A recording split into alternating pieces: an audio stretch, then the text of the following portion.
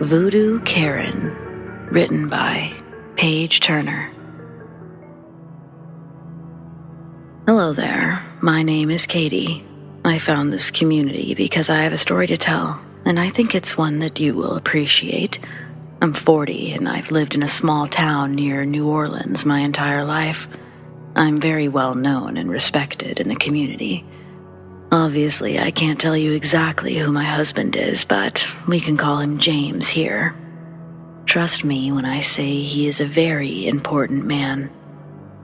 I'm no mere housewife either. I organize all of our church's fundraisers and volunteer at the homeless shelters. Since we never had children, I'm also very generous to the orphanage every Christmas, and we have 2 rescue dogs. I don't mean to brag, but my background is relevant. Without it, you can't fully appreciate how far I've been pushed in order to reach this point. I am a good person, but I will not be a victim. This is 2023. We live in the age of see something, say something, after far too many hard lessons were learned. If we see something, it's our responsibility, our duty, to say it loud and clear. If no one will listen, then you have to scream it. And if they still won't listen, well, that's why we're here. Yesterday began like any other day. After breakfast, James left for the office, and I got ready to run a few errands. The weather was perfect for Sonny and Cher, my pups, and the singers. We were listening to I Got You, Babe, with the windows down when we pulled into the grocery store. We never shop at Walmart or Sam's Club. Sure, I could have the groceries delivered to my vehicle, but we believe it's important to support our local businesses. That's just one more reason this entire thing is so upsetting. Oh, and don't worry about Sonny and Cher. I would never leave my babies in the car. They rode in the top of the buggy and got plenty of attention. Everyone stopped to look at their adorable sweaters when we passed. We were in the store less than 10 minutes when I stopped in produce. The buggy was never more than 2 feet away at most, but I turned to get one of those plastic bags from the dispenser. The apples were right there. It took less than 30 seconds, yet when I turned back, a small boy was jerking his hand away from my purse. I couldn't believe it. I was speechless. Then, he had the nerve to ask if he could pet my dogs. He was giggling, grinning ear to ear, thinking he was so clever. Well, those tricks don't fool me. I saw what he tried to do, and I said so. I know exactly what you're doing. Where are your parents? That scared him all right. He wasn't giggling anymore. I could see the gears turning in his little brain. I was almost ready to find his mother myself when she emerged from frozen foods. I'm not an unreasonable person. I understand even the best parents can't keep an eye on their child every second, especially not one so young. Since no real harm was done, I only wanted a simple apology. In order to teach the boy a lesson, his next target might not be so forgiving. Well, do you know what the mother, the adult, did? She tried to convince me that he was telling the truth, instead of swallowing her pride for 5 seconds and admitting her son made a mistake. She behaved more childish than the 7-year-old. She had the audacity to call me a Karen. I see the Karen jokes online. I don't live under a rock. She was trying to turn the whole thing around on me. In fact, it was becoming fairly obvious that she put her son up to the whole thing. She's running a scam, teaching her child to steal from strangers. If he gets caught, then they have this little routine worked out. I called her out right there in front of everyone, and that's when I noticed the way that she was holding her phone. She was recording everything, and I wanted to slap the smug smile off of her face when she saw that I noticed. I don't know what you're so happy about. You think you can edit the footage to make me look like the bad guy? I have every camera in the store at my disposal. Do you have any clue who my husband is? I was screaming by the end. I don't have to change a thing, she muttered and continued to record in hopes that I would do something foolish. That's when I saw Ricky, the day manager, who was headed our way. I've known the man for over 8 years, never had a single bad experience.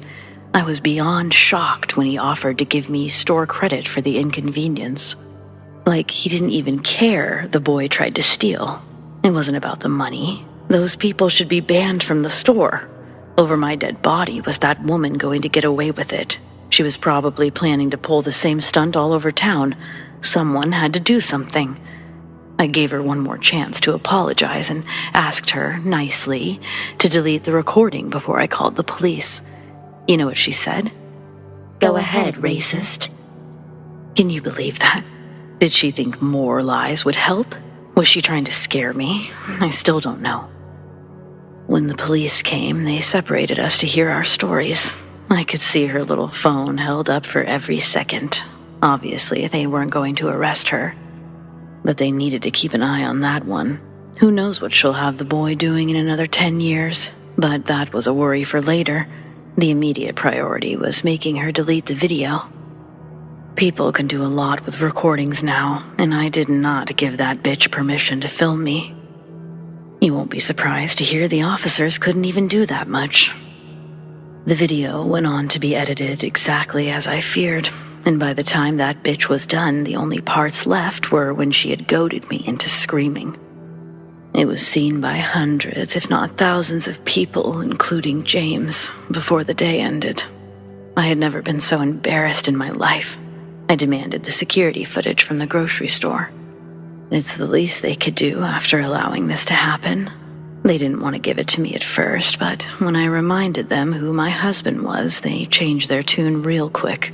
Now, my copies will be ready for pickup by the time I return to New Orleans. I have some special shopping to do in the city, and since I can't talk about it at home, I came here where others can appreciate the poetic justice. I'm going to purchase a voodoo doll. I'll give you an update this evening.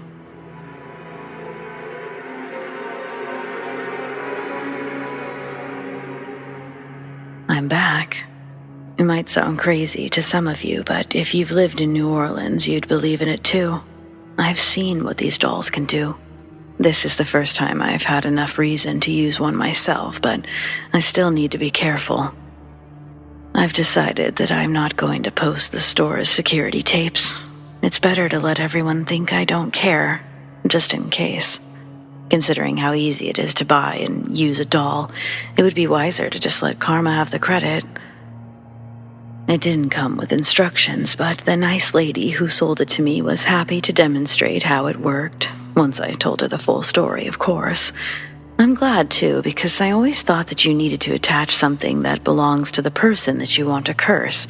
I didn't realize I needed to use my own hair, but it makes sense that only the owner should be able to use it. After all, accidents happen. We're not trying to kill or maim anyone. I only need to picture the woman's face when I use it. Maybe I'll start with her mouth. She needs a hard lesson in common courtesy. Next will be those thieving hands, and Child Protective Services will be contacting her shortly. Who knows what conditions they live in to behave that way? If they get the boy away from her quick enough, maybe he can still be saved. If not, he'll be moving to armed robbery before his 18th birthday. You mark my words. Even the woman who sold me the doll said to be ruthless with it. I'm going to get this thing ready. I'll be back soon.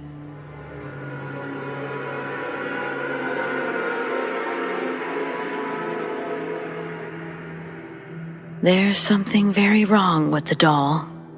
I followed Madame Voya's instructions to the letter. Either she sold me some bad merchandise, or she's an idiot who doesn't know how to use her own products. Either way, you better believe I'm going right back first thing tomorrow morning. If she thought she could rip me off because I live outside the city, then she was sorely mistaken. I filled my mind with that trashy, thieving woman from the grocery store and put a piece of duct tape over its mouth. Yet suddenly my mouth was stuck closed. I couldn't even scream.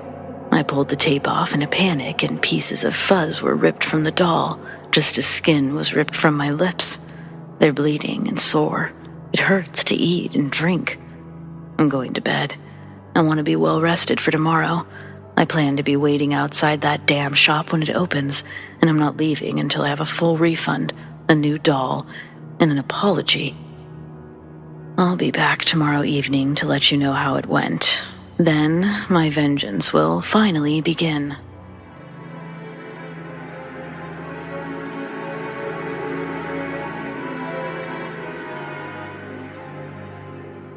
Well, what began as an act of community service has turned into my worst nightmare. Rest assured, my life won't be the only one ruined. If they think they're going to get away with it, they're sorely mistaken. Last night, I put the doll on my dresser before going to bed. Falling asleep was easy, but I woke to a horrible pain around midnight, like someone smashed my head against the wall. I sat up, screaming in the dark, and James turned on a lamp. He was standing near the dresser, confused and frightened by my outburst. He can never know what I've done. The doll was lying on the floor, knocked down as my husband stumbled by in the dark. He hadn't even noticed it, so I told him that it was a nightmare. After he came to bed and the lights were off once again, I collected the damn thing on the way to the bathroom. It was safe under the sink until James left for work this morning. In the shower, I found a nice lump on the back of my skull. I decided to put the doll in a bag stuffed with padding and left it on the bed while digging through the closet. There were only a few small things in the way, but in the seconds it took to move them, Sonny and Cher thought that they'd found a new toy. I knew what was happening the moment I felt their hot breath against my cheek. They didn't come when called, and I was moving as fast as I could when it happened. Teeth closed around my ankle and pulled hard. I fell as I was clearing the closet. My body was jerked side to side as Cher enjoyed herself, and it only stopped when Sonny's jaws clamped onto my wrist. Then they played tug-of-war. I thought my hand would be torn away, but they finally heard their names through my frantic screams and dropped the doll. I'm not entirely certain what happened next. I understand Sonny and Cher aren't to blame, everything just went black, but the dogs are fine. Absolutely fine.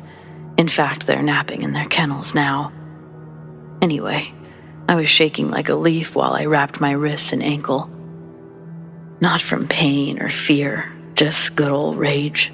I still had to get back to New Orleans, so I gritted my teeth and pushed through it.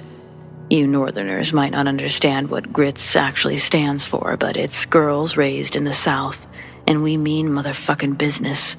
I didn't dare leave the doll behind. I packed it up as planned and buckled the bag into my back seat. Less than an hour later, I was standing in front of Madame Voya. Her face was expressionless as I showed her each injury. Do you remember telling me to be ruthless? Well, I hope you have excellent insurance. You're going to pay for every doctor and therapist bill that comes from this, along with compensation for all the pain and suffering you've caused. I could feel the red heat in my face as I yelled. Had the doll worked properly, would you also be held responsible for the injuries it caused? The first hint of emotion to touch her face was a smirk, and I barely contained my anger. Save your mind games for the idiots who usually traipse through here. This is a business. You sell merchandise, and I have paid you. Nothing else matters. Now, are you going to fix this, or do I need to call the police and the Better Business Bureau? Her eyes grew wide and fell to the floor. In a much softer voice, she said, I will need to see the doll in order to identify the defect and unbind you. I placed the doll on the counter between us, and she seemed to study it carefully, even going as far as to check it under a magnifying lamp. After several minutes, she said, This is very strange.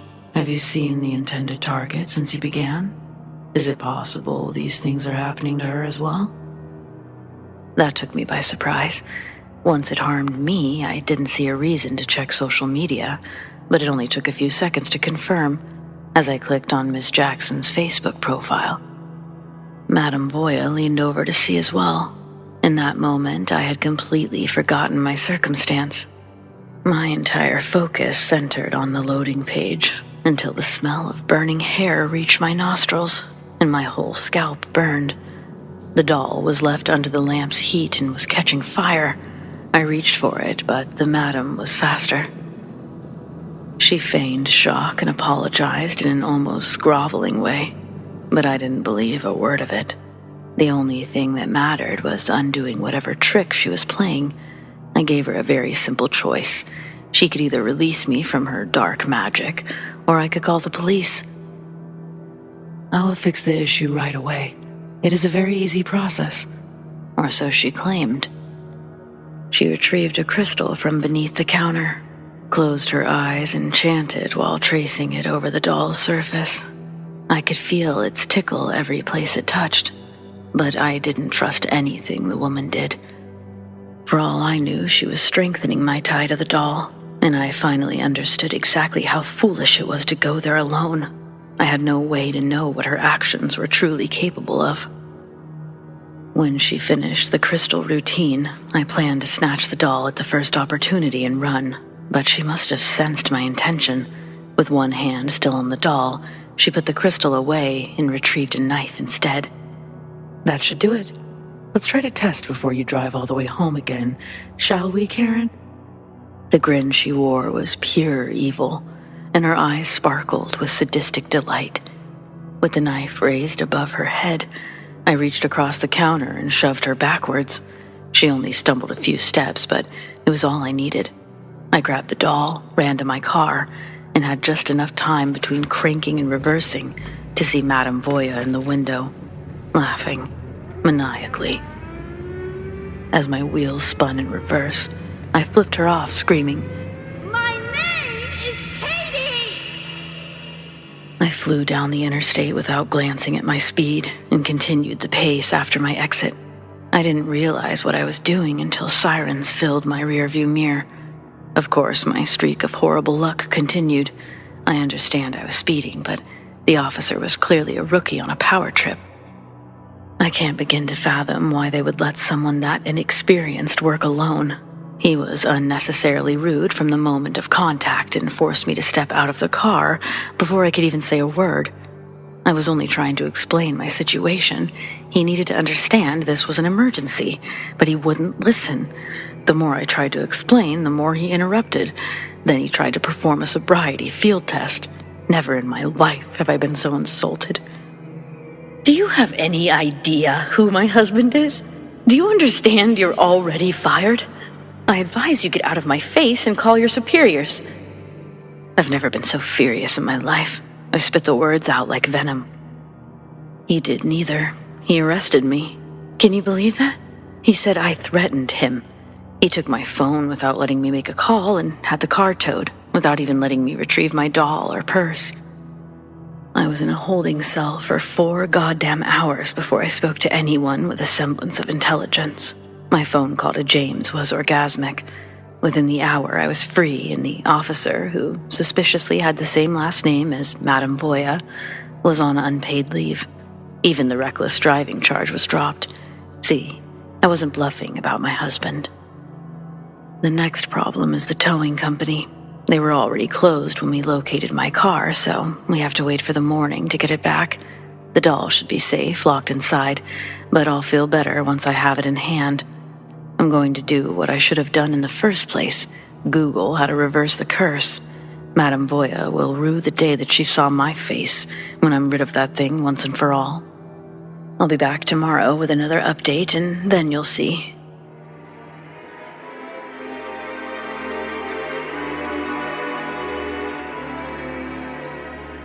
Oh, that Voya is a crafty bitch, all right. I probably don't have much time left, but I plan to use what I do have very wisely. Once I publish this account of her transgressions, I'll dedicate the remainder of my life to ending hers. I'll die happy as long as she goes first. And if there's any time left over, maybe I'll pay Miss Jackson a visit too. As you can probably guess, the doll was gone. My car was actually vandalized during the night, and the doll was the only thing missing. Can you believe that? I can.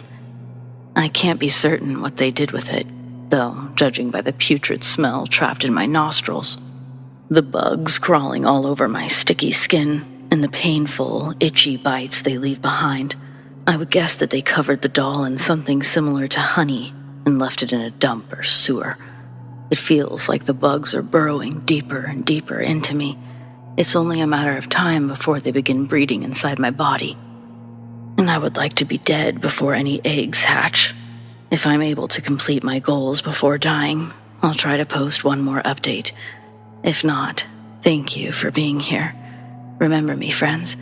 Remember the injustices done to me and report this to anyone who will listen.